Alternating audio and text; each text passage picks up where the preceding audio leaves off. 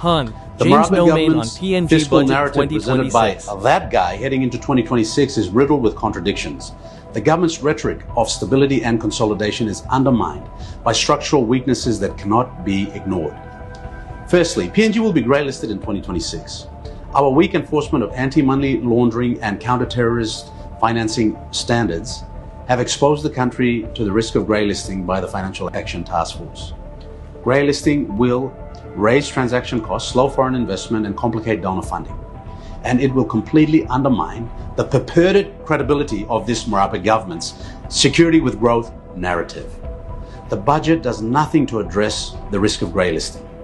Secondly, the Treasurer did not mention his failure to achieve revenue targets in 2025 because of over-optimistic projections. The 2025 budget assumed buoyant tax and resource revenues, but actual collections fell short due to weaker compliance, underperformance in GST, and delays in resource project flows.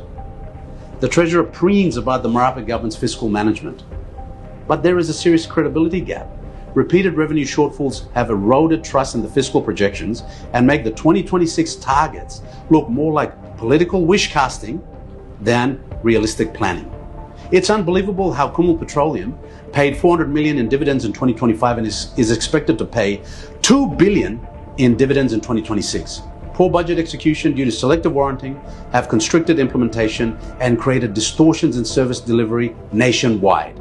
This has led to an execution gap.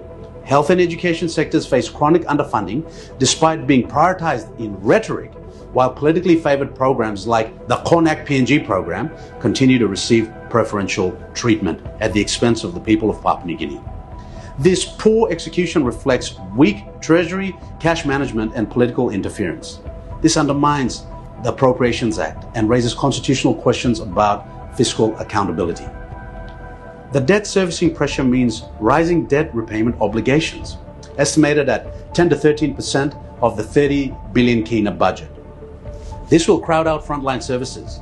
This, coupled with an ongoing liquidity squeeze, will impact service delivery for the 96 districts and 22 provinces.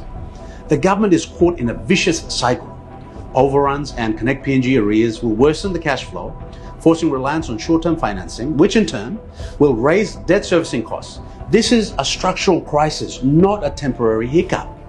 Lo and behold, we have the same Prime Minister and his lackey Treasurer making big promises of 30 billion with a track record of reckless fiscal management. The 2026 budget will fail because reality does not match the rhetoric, and the Marape